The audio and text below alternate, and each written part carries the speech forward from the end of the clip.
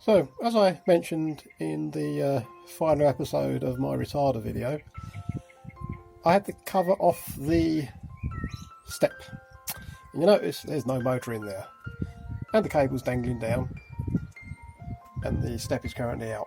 Now, these stem steps can be operated manually, which I'll show you in a moment.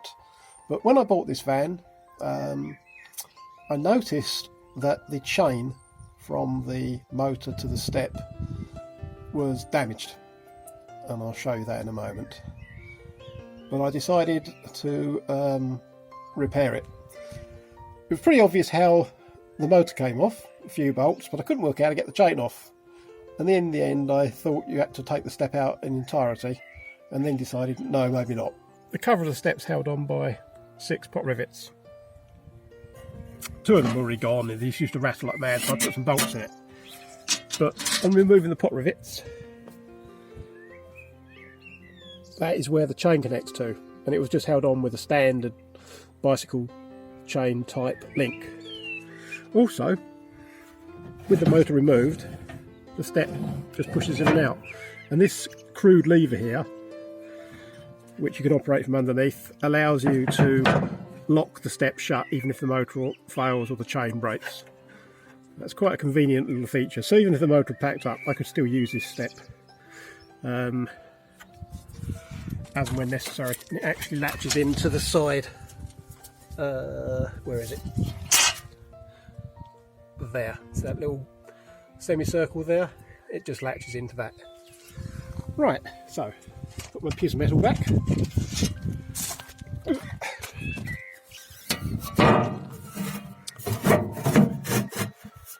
For the time being. It's one of the advantages with having the vehicle up on these ramps. I thought I'd get everything that needs doing underneath done at the same. And here we have the bits. The chain is riveted on to a gear wheel, and you can see the obvious problem. The top link is missing. This has been like this ever since I've owned the van.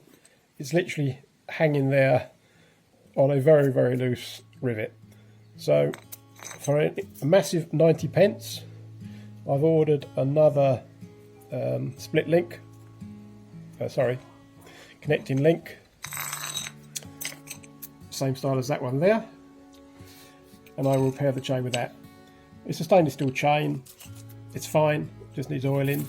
I could have bought a new chain, but right now, no point. One thing to note is the type.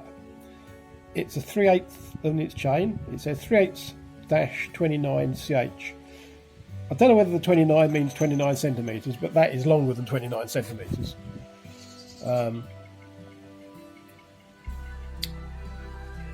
Yeah, that's longer than 29 centimetres.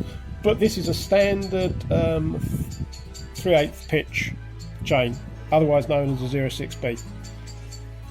But it's actually marked 06B all the way along.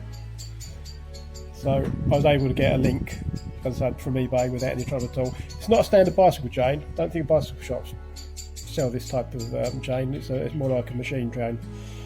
Right, now the motor has this keeper. The sprocket just pushes onto this square shaft, and then there's this lug here that, once this keeper's bolted down, stops it from escaping. Now, something worth noting, it goes on like that, and all that keeper does is just stop the sprocket coming off. The fixings, you can see they are countersunk, are cap screws. The heads are chewed up. I didn't do that. There's marks on the side there. I think this has had a new motor fitted at some point in time. It's definitely been apart by somebody else. But these thread into here to hold this in place, and then the motor itself is, these thread into here to hold that in place, and then the motor is then held into position in its box by these nuts. So if you are taking one of these out, don't undo these nuts and expect the clob of the end of this expecting these screws to come out, because they won't. They're actually threaded into this as well.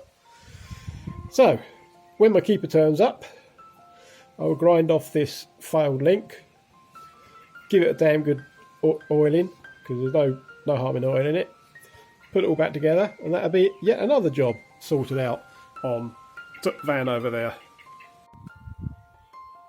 So there's the motor screw back in place. I put the repair link on with the keeper at the top. It was broken underneath on this side, so I'm assuming it must have clobbered something on this side. I'm not sure what. So the strongest part of the joining link is going to be the riveted plate on this side. And the chain then goes through and you can just see it clipped. Oops. Clipped on with another link there. There's only a 2-wire connection to this. The polarity of the motor is reversed to wind it in and out, and there is also a switch, motor switch, just so that the system knows the steps out. Right, cover back on, check if it works. And lo and behold, it does. Thanks for watching.